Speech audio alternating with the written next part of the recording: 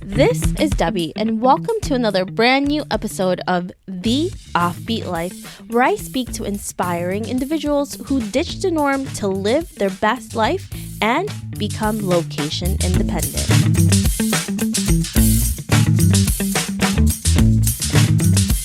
This week, I'm so excited to do a mentorship episode with Adrien Behn. Adrien is the creator and host of Strangers Abroad, a podcast that encourages individuals to travel further around the world and within themselves. Although Adrien loves storytelling, she's unsure on how to grow and monetize her podcast. I'm so happy to share a few trade secrets with Adrien on how I was able to grow the Offbeat Life podcast and how to create opportunities through friendships. Listen on to find out how to create an engaged audience and how to monetize your podcast.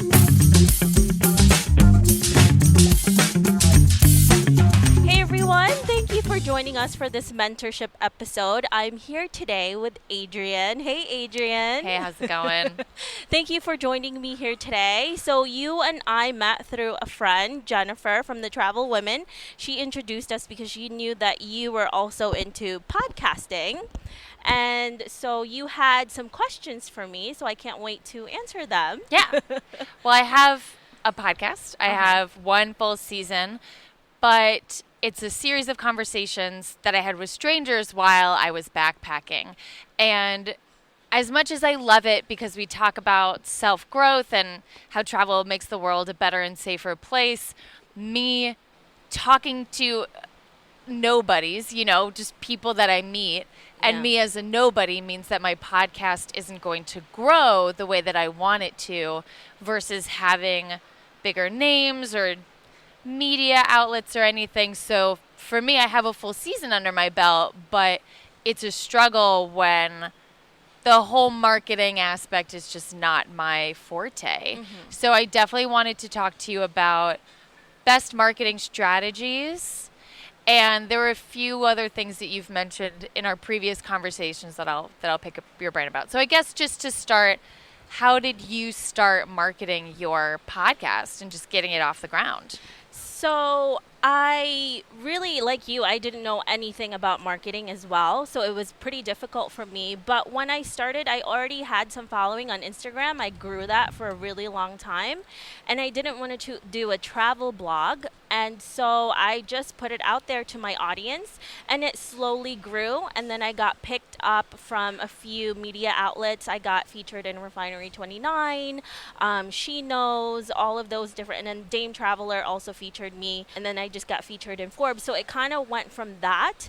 And with the other marketing techniques that I do is I use a lot of posting on Facebook groups that are relevant to what my topics are for each week. So I have an assistant. I delegate a lot of that stuff to an assistant that does it for me, because as an entrepreneur and also as someone who still does their 9 to 5, you're just not going to have time to do all of that stuff. So for you, for example, Adrien, you still do your 9 to 5. So you have some income coming in, and it's not going to be too much money. You just have to understand and realize which ones are the important part for your business and for your podcast, especially if you don't have a lot of money yet or you're not creating income from the podcast yet. So one of the best things that I've ever done was to delegate those tasks. So Facebook groups that are relevant to my topics each week. I also use LinkedIn, especially since it's about careers, my podcast, and freelance lifestyle, etc., etc. And and then taking the audience that my guests already have.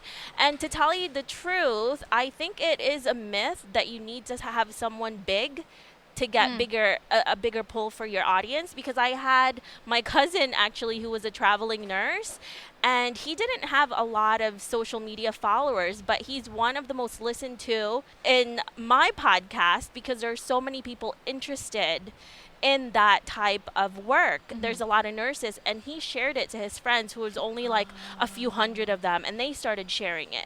So it's really about the interest they have as well, not necessarily if the person has a lot of following. Right. Yeah, because I've had people who had a lot of following and nothing happened. They weren't that much interested in it. So Interesting. Yeah. Well, I guess you're also diversifying too. Yes. You're getting out of the people who would normally be interested in this type of thing. You're picking the brains of other people who are like, oh, I've never thought about that, Yeah. which makes them, that's really interesting.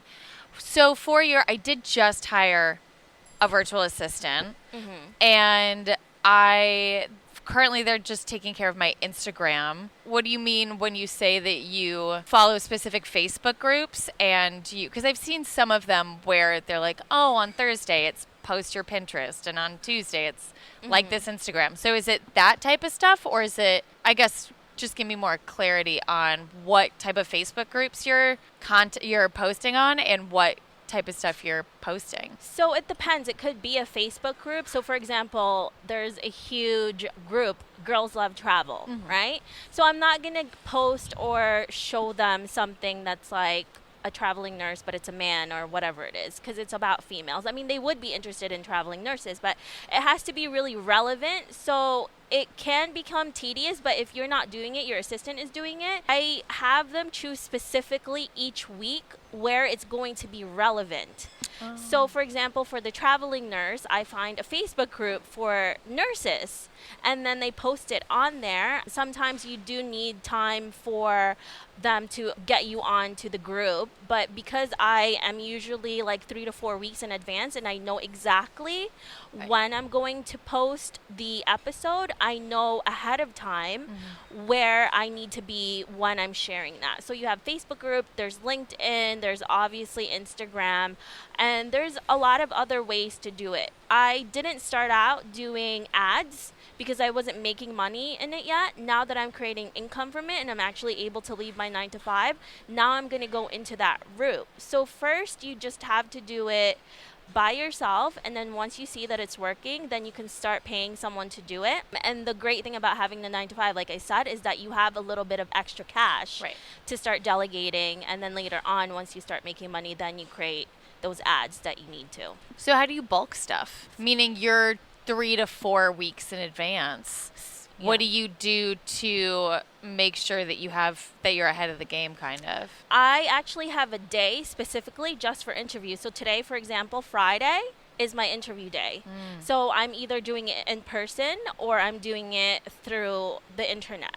So I have that. Every Friday I have 2 to 4 to 5 interviews back to back, or if I'm meeting someone, it would be you here and then another person later on in the afternoon, so that I already have a ton of content, and then I edit them ahead of time, and then I know exactly, I have a calendar, a content calendar, and that's how I'm able to do it. So you mentioned that, and this was from a previous conversation too, but you mentioned that you started getting mentions on larger media platforms. And you said that you started creating relationships with people who might one day be able to, not like that was your intention. That wasn't but I was curious, where did you find these people and how did you start communicating with them? I do read articles, and so for example with the Refinery 29 article that I got featured in, I was talking to the writer already months in advance, and I read one of her articles online on Refinery, and then I just reached out to her on Instagram and told her how much I really enjoyed the article, and then we became friends, and she lived in London at the time, and I had a lot of really close friends in London, and I ended up visiting London, ended up meeting her, introducing her to friends of mine. But before I even met her, she knew about my podcast and she said, I love it. I'm going to write an article about it. I didn't even ask her to write an article about me. So she pitched the article to Refinery and they okayed it, and that's how I got in. But we're still friends, like even before that and after. And the other articles, people just found me. There were some stuff that I didn't even know I was featured in, because sometimes they don't even tell you that you're featured in something, and then somebody just told me about it.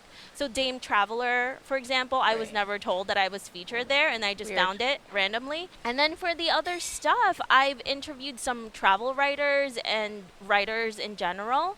And yeah, and I created a relationship with them, and that's how it starts out. So it's really about connections and genuine connections and friendships that you have with people, because for me, I've never asked anyone of the people that I've met to write anything about me. It's always them.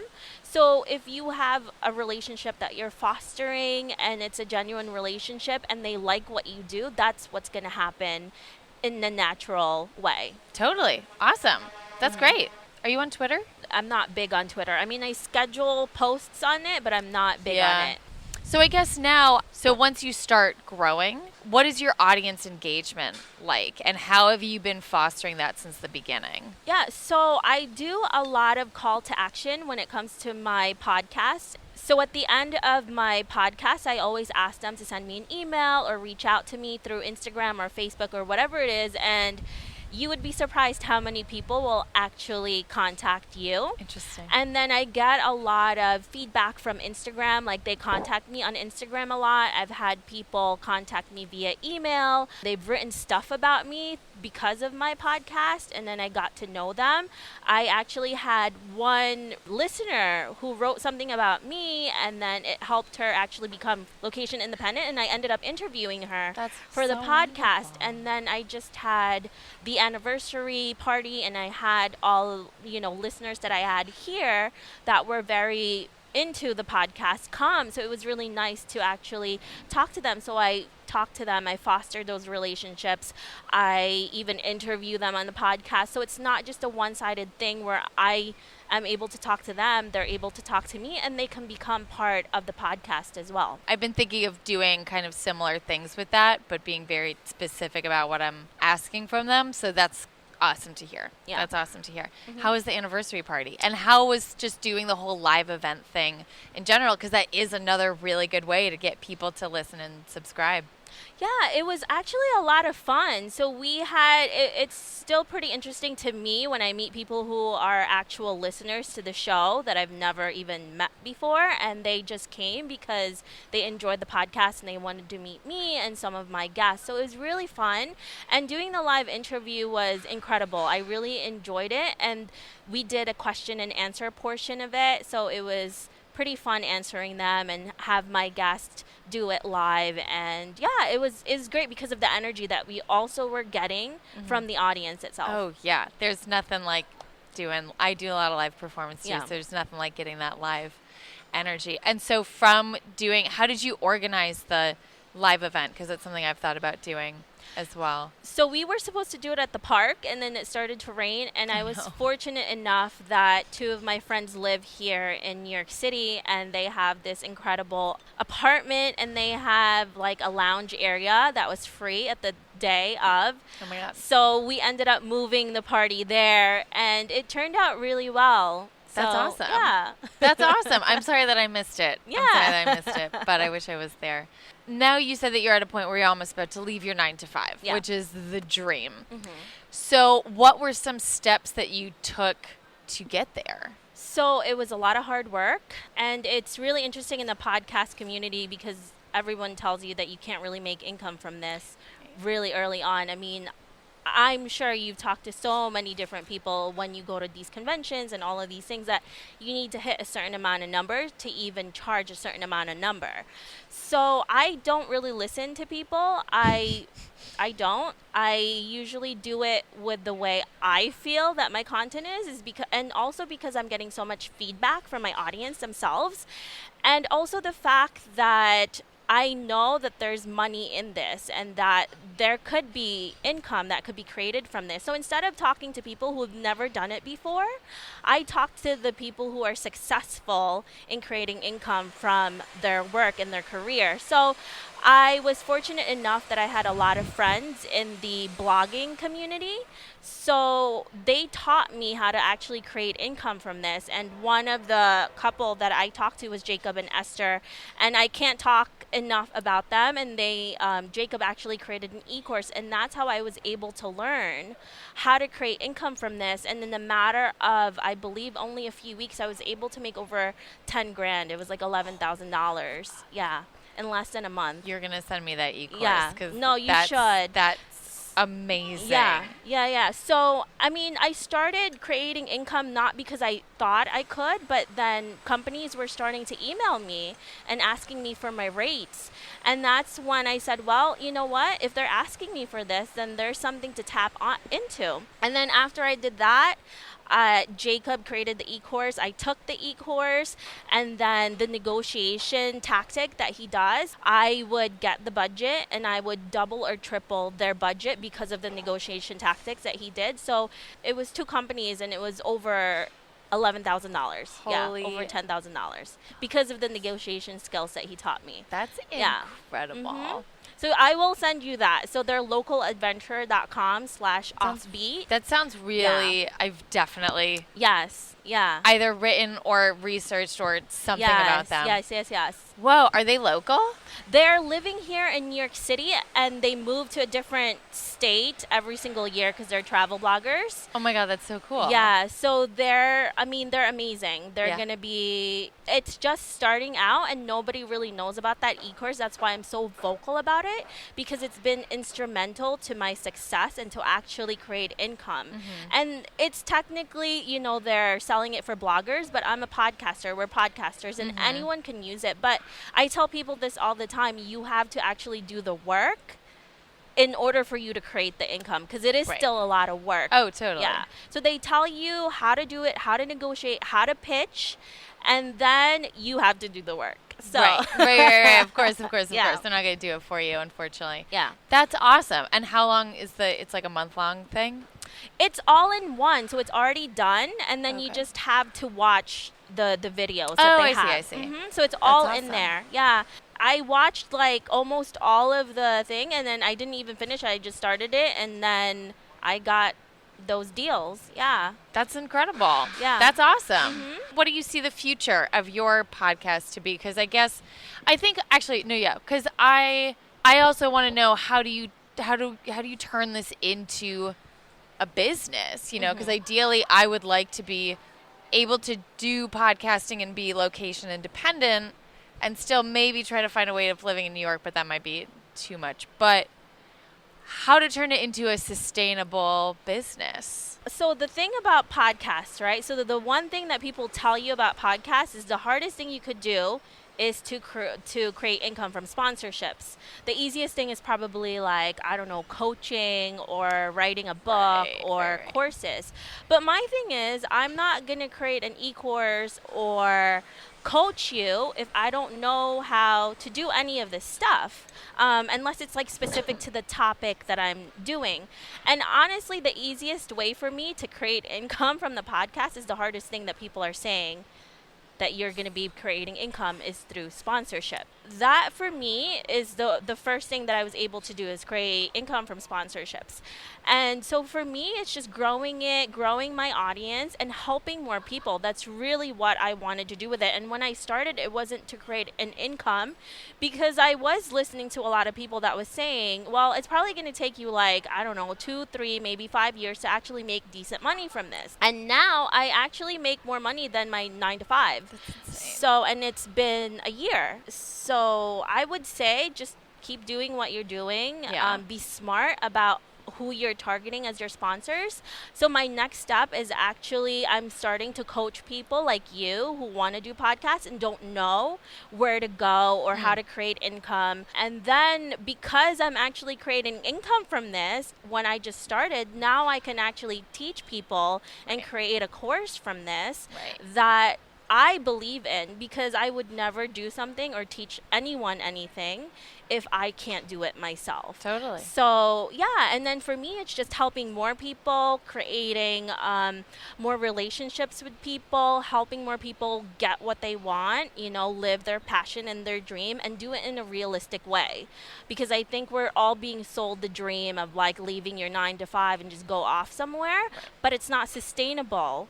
And you don't want to keep coming back and forth, and I know how that feels, and it's very defeating, and you don't want to do that every time. Yeah. So even though, yes, I'm gung-ho about people following their passion and their dream and all of those things, you also have to be realistic, right? Because you don't want to just waste all of your savings and then come back and be miserable again. Exactly. Yeah, so it has to be sustainable, it has to be realistic, but it also has to go along with your dreams and what you really want to do with your life. Right. Yeah. Awesome. Well, let me Yeah. know when you're coming out with that course. Yeah, I will. I'll be the first one to sign up. Yeah. So, Awesome. and if you and anyone else want to know more about the e-course that Jacob and Esther are doing, you can visit localadventure.com/offbeat. And Jacob is really generous because he's giving $100 off. So if you put offbeat 100, you're gonna get $100 off the e-course. Yeah. So definitely check it out because it's something I keep telling everybody about it because I'm like, in the matter of a month, I was able to make over $11,000. That's so dumb. That's ridiculous. Yeah. Like, Yeah, that's yeah, insane. That's insane. Yeah. And then every week I got phone calls from new clients. So, and then that's the thing that a lot of people are afraid of is the phone call and talking and negotiating. And he makes it really like easy to digest. And that's what I love about it. That's awesome. Yeah. Well, I'm feeling good. Good. Yeah. What's the future for you look like? So I'm actually leaving my 9 to 5 this December, and I'm done with it. And then who knows where I'm gonna go from there? Yeah, That's awesome. So we'll see what happens. That's so wonderful. Awesome. Well, thank you so much for having me. Thank you, Adrien. It was so great. Hopefully, it was helpful for you. Oh my God. Yeah. Buckets of wisdom. So if our listeners want to know more about you and your podcast, where can they find you? So you can find my podcast and all of the episodes on strangersabroadpodcast.com. You can also find the episodes in iTunes if you search under Strangers Abroad. I'm on Stitcher and soon to be on Spotify. And same handle for Instagram and Twitter. Nice. Yeah. Thank you, Adrien. It was Thank fun. you. Thanks for coming here. Absolutely. This is a really cool cafe, actually. So damn cute. I walked in, I was like, oh my God, it's like a fairy house. I know. There's like an outdoor space and everything. It's gorgeous. Lots of ivy. It's Yeah. like, I don't want to leave. In the middle of New York City. I know. But thank you so much. Hopefully Thank it was you. helpful. And Yeah, if you yeah, have yeah. any other questions or if my listeners want to know more about podcasting, you guys can definitely hit me up. And I'm always happy to answer any of the questions. Awesome.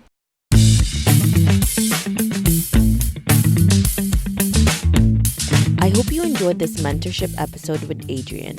Make sure to visit theoffbeatlife.com. Again, that's theoffbeatlife.com to get more killer resources.